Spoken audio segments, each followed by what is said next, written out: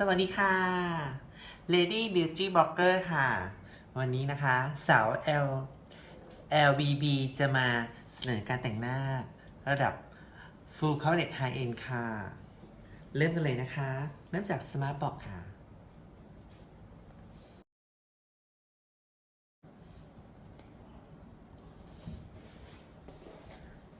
Smart Box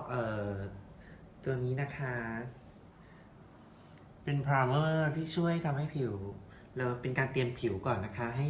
ผิวเราเรียบเนียนค่ะ ก่อนแต่งหน้าค่ะทำให้สีอายแชโดว์แล้วก็รองพื้นติดทนนานนะคะ ตลอดวันค่ะ ต่อไปนะคะ การปรับสภาพผิวค่ะ Undertone นะคะ สีเขียวนะคะ จาก The Face ค่ะพร้อมที่มือค่ะนะคะ แล้วก็มาลงที่หน้าค่ะ ให้ความกระจ่างใสกับผิวหน้านะคะ ตัวนี้นะคะทำให้หน้าเราดูสวยนะคะดูกระจ่างใสค่ะ สว่างโดดเด่นขั้นตอนต่อไปนะคะรองพื้นค่ะของ MTI ค่ะเป็นตัวรองพื้น HD นะคะที่เขาทำมาเพื่อสำหรับการแต่งหน้าสำหรับการถ่ายภาพยนตร์ถ่ายละครหรือว่าถ่ายแฟชั่นที่ต้องการความละเอียดนะคะของกล้องที่สมัยนี้ละเอียดมากแล้วก็เวลาเขาซูมเข้ามาใกล้ๆเนี่ยจะไม่เห็นการรองพื้นที่ไม่เรียบเนียนค่ะตัวนี้ช่วยแก้ปัญหาตัวนั้นได้ค่ะ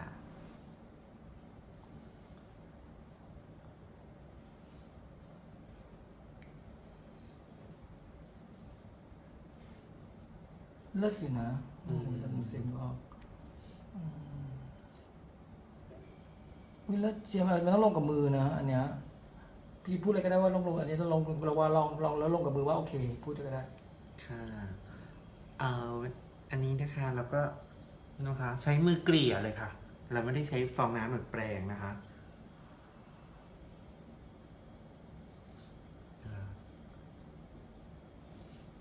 ให้ความเรียบเนียนเสมอกันสีผิวเสมอกันเลยนะคะ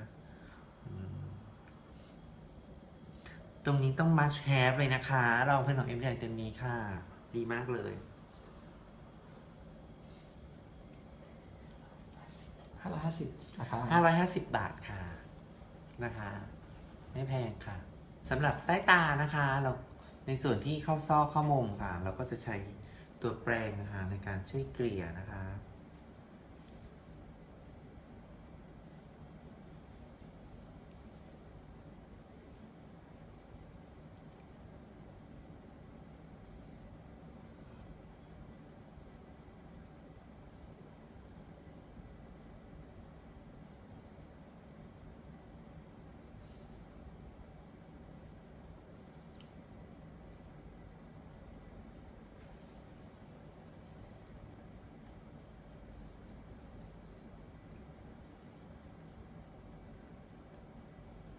จะลงแป้งฝุ่นค่ะของ MTI ค่ะตัวนี้นะคะเป็น HD เช่นเดียวกับรองพื้นนะคะขั้นตอนนะคะเราก็เริ่มจากนะคะแป้งฝุ่นนะคะกับกระดาษทิชชู่ค่ะแล้วก็นะคะเกลี่ยแป้งค่ะเกลี่ยแป้งนะคะกระจายแป้งให้เสมอกันก่อนนะคะแล้วเราก็ตบค่ะกดอย่าถูนะคะถูปุ๊บรองพื้นมันจะเป็นเส้นขึ้นมานะคะให้ตบค่ะก็ค่อยตบก็ค่อยกดนะคะพอเราหยิบแป้งมาแล้วก็มานะคะกระจายแป้งใน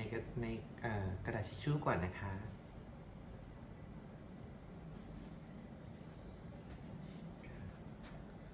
ค่อยๆทำนะคะใบหน้าก็เบาๆนะคะค่อยๆกดค่ะ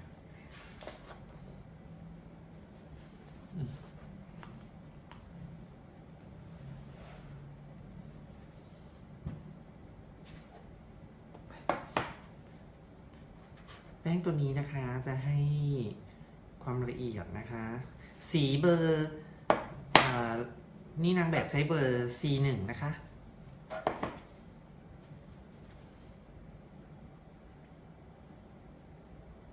เราก็จะปัดแป้งฝุ่นที่เกินมานะคะ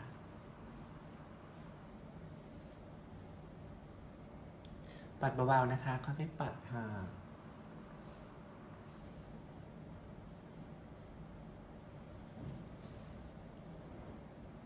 โอเคค่ะขั้นตอนต่อไปค่ะฉีดน้ำแร่ค่ะของ MTI นะคะน้ำแร่ตัวนี้จะทำให้รองพื้นของเราติดทนนานตลอดวันค่ะ ท่าสดชื่นนะเดี๋ยวจะสโลว์อะไรอย่างงี้ ซับค่ะพับครึ่งนะคะพับครึ่งกระดาษทิชชู่ค่ะนะคะค่อยๆกดค่ะค่อยๆกดซับนะคะเดี๋ยวกันหลุด ค่ะอีกครึ่งหนึ่งนะคะค่อยๆกดค่ะ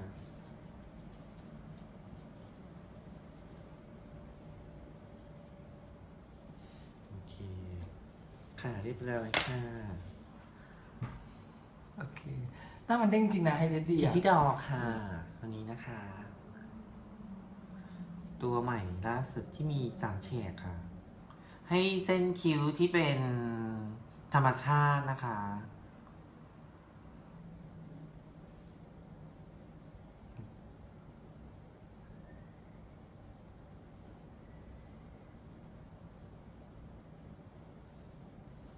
สวัสดีคิดถึงค่ะสวัสดีคิดถึงน้องมี่น้องมี่ทำอะไรอยู่ พี่ไลฟ์สดแต่งหน้าอยู่ คิดถึงค่ะน้องมี่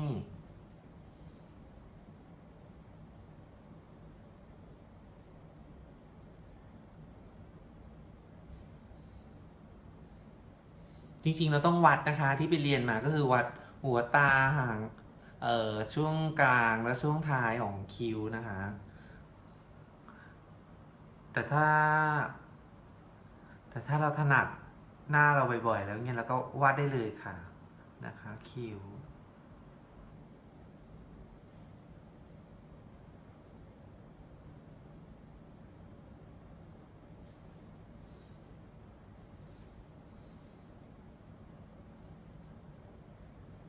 คนดูน้อยมาก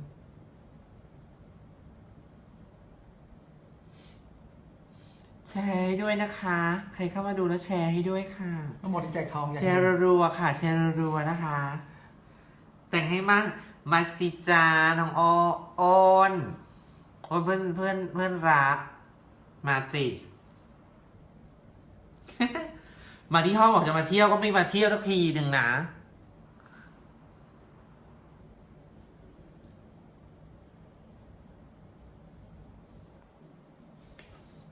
คิ้วเล็กมาก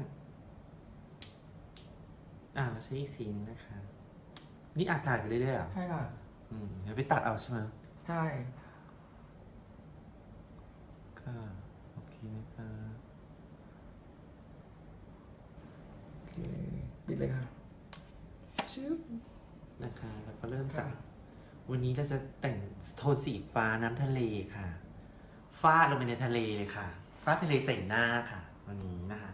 เราจะฟาดทะเลใส่หน้าค่ะ เริ่มก่อนนะคะเอาสีไฮไลท์ครับมันอาจจะเลอะนิดนึงนะคะวันนี้ เดี๋ยวเราค่อยมาเกลี่ยกับคิ้วจัดคิ้วใหม่ค่ะ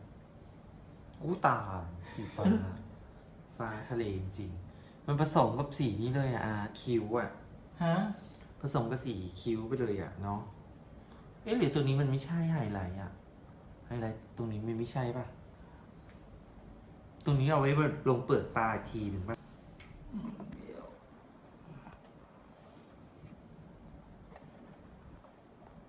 กล้องเบี้ยวหนึ่งกล้องเบี้ยวว่าตัวไปหมด ได้แล้วอ่ะเกียร์ตาเลยค่ะโชว์สีเป็นสวยเชียวสีเลิศเนาะ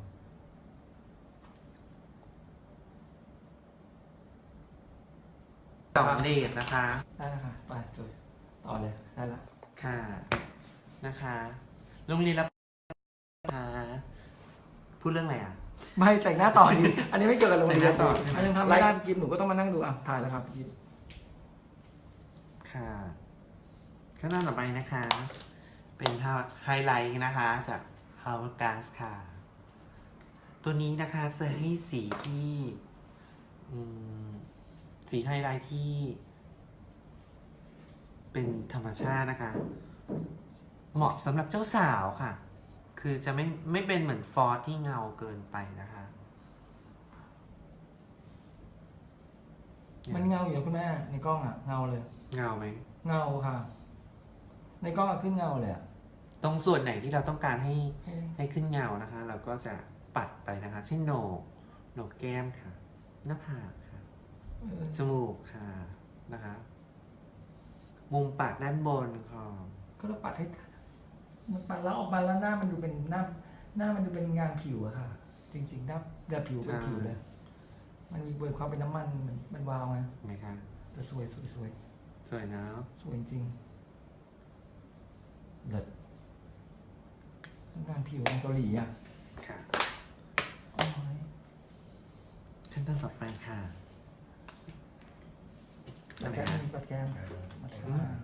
ปัดแก้มคุณแต่งหน้าปัดแก้มด้วยซิลซัวสค่ะ เวลาปัดนะคะ ปัดเป็นเลขไหมคะปัดแล้วก็ปัดสะบัดลงนะคะ โอเคตัดแล้วนะติดเลยค่ะติดเลยติดกรีนี่เลยลาแล้วนะวิดีโอ1 2 3เล่นเสร็จเดี๋ยวค่อยเล่นต่อ เสร็จแล้วล่ะคลิปมันไม่มีอะไรละติดกระตา สวยอ่ะแต่สีสวยแล้วให้ดูคลิปสวยจริง มองกล้องนี่ด้วยนะติดเสร็จแล้วคือเราเล่น3 อย่าง